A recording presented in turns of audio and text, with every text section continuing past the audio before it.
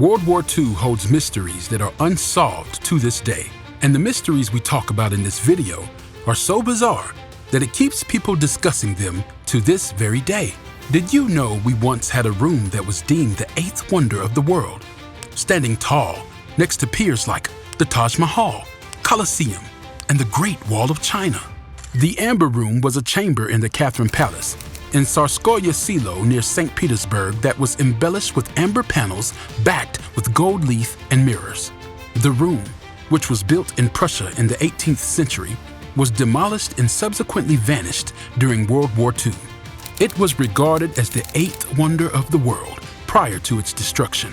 Reconstruction began in 1979 and was completed and installed in the Catherine Palace in 2003. The Amber Room was never seen in public again after the war, although reports have occasionally appeared claiming the elements of the Amber Room survived the conflict. Several eyewitnesses claim to have seen the renowned chamber being put on board the Wilhelm Gustloff, which left Gdynia on 30 January 1945, only to be destroyed and sunk by a Soviet submarine shortly after. An Italian stone mosaic called Feel and Touch, that was a part of a set of 4 stones that had ornamented the Amber Room, was discovered in Germany in 1997, in the ownership of the family of a soldier who claimed to have helped pack up the Amber Chamber. The mosaic ended up in the hands of Russian authorities, who utilized it in the rebuilding. 2 distinct teams, one German and one Lithuanian, reported in 1998 that they had discovered the Amber Room. The German team referred to a silver mine, while the Lithuanian team thought the Amber treasure was buried in a lagoon. Neither place turned out to be home to the Amber Room. To this day, the exact location of this world's eighth wonder is unknown.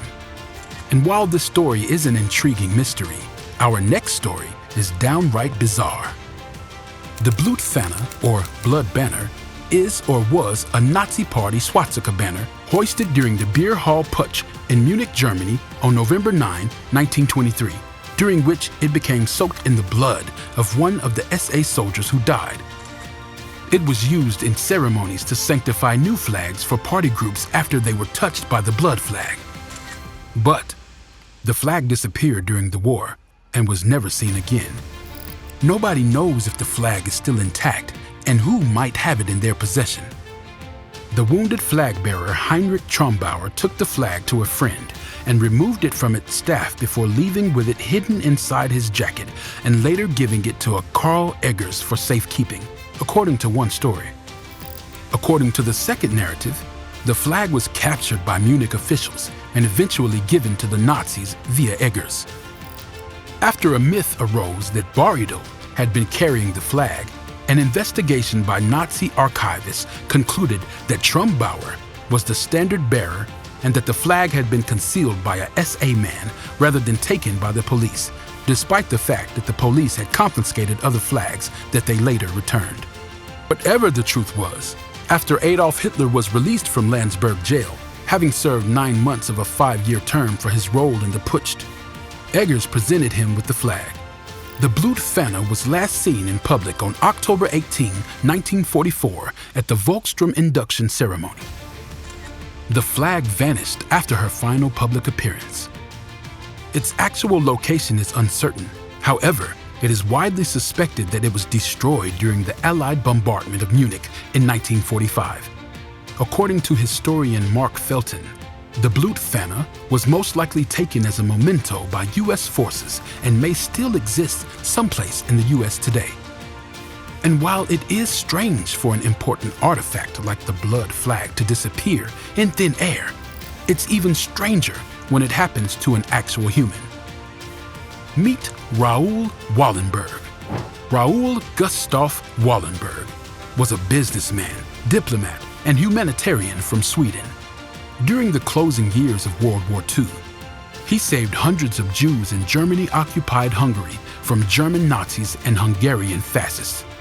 Between July and December 1944, as Sweden's special ambassador in Budapest, he was alleged to have died of a probable myocardial infarction on 17 July 1947 while imprisoned in the Lubyanka, the prison at the headquarters of the NKVD secret police in Moscow, by Soviet officials in 1957, 12 years after his disappearance.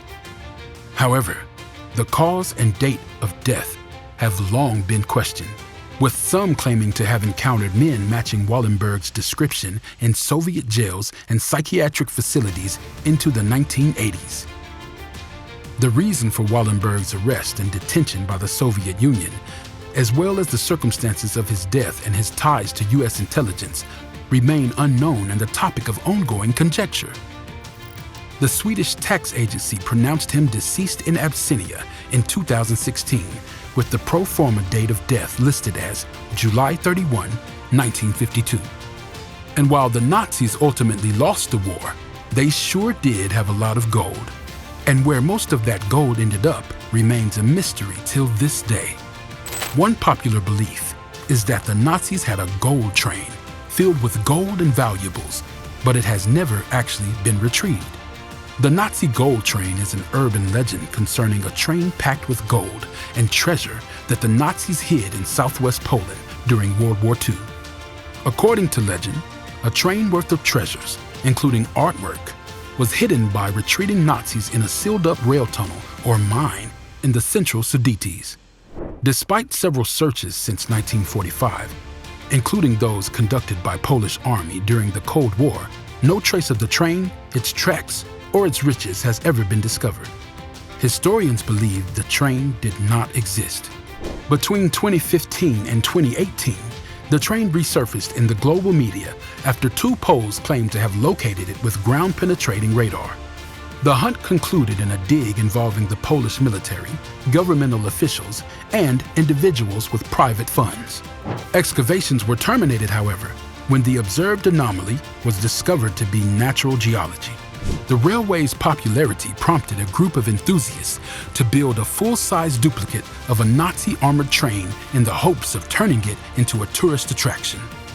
And while all these stories are bizarre and hard to believe, this last one might actually make you rethink what you know about what was possible back in the 1940s. On November 23, 1944, anti-aircraft gunners at a British Army post near Brussels were taken aback when they saw a B-17G approaching with its landing gear down. It was flying faster than it should have been for a landing, but it made it. The landing was rough, and one wing collided with the ground, causing the propellers of an outboard motor to shatter. The plane landed approximately 100 feet away from the gunners, and the soldiers waited for the crew to exit. Minutes passed, and 3 of the plane's engines remained operational, but there was no trace of the airmen. Major John Crisp of the Army eventually decided to investigate. Perhaps the crew was injured and needed assistance. However, as he entered the fuselage, there was no one there, not a person. Major Crisp discovered occupation evidence such as partially consumed chocolate bars and a flight record that read cryptically, "Bad Flak." The presence of a dozen unused parachute packs was even more perplexing. The puzzlement began with Major Crisp's report and progressed up the line of command. The tail number of the aircraft revealed it as belonging to the U.S. 91st Bomber Group, stationed in eastern England. It was part of a B-17 flight that carried out a daylight strike on oil sites in eastern Germany. Lieutenant Harold R. DeBolt, an accomplished pilot, piloted the aircraft with a crew of 10. All of the servicemen were discovered safe and healthy at a Belgian base. According to the pilot and his crew, their aircraft encountered a technical issue and was unable to fly at the same altitude as the rest of the group. Its bomb rack also became a problem. Then, one of the engines was hit by anti-aircraft fire, and another piece of ordnance slammed into the belly of the B-17. "We had been hit in the bomb bay, and for the life of me, I don't know why the bombs didn't blow up," Lieutenant DeBolt reported.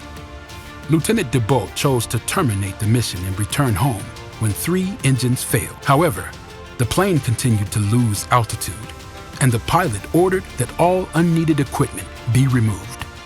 Then, another engine went out. Still, as the jet descended, it became clear that they were not going to make it back to England. The pilot instructed everyone to jump off somewhere around Brussels. After putting the plane on autopilot, Lieutenant DeBolt was the last to exit. The fog of battle is known for producing drastically disparate interpretations of the same event, and this is certainly true of the Phantom Fortress. When the B-17 landed, all 4 engines were obviously functioning, according to soldiers on the ground. Did the 2 damaged engines magically repair themselves after the crew abandoned the plane? When Lieutenant DeBolt said he ordered everything unneeded to be thrown out, why were about a dozen parachute packs on board? Did he mix up empty and full packs? And even more strange, the plane had no evident anti-aircraft damage, according to Major Crisp. The biggest mystery, though, was how the plane landed itself. This was decades before GPS or onboard computers. To land safely, planes of the time required a human at the controls. It's mind-blowing that the plane landed as if it knew how to land itself, historian Matthew Black writes, which any pilot will tell you is preposterous. How did the B-17 maintain the proper angle of descent? Was it pure coincidence that it landed in an open field rather than a forest or on a building?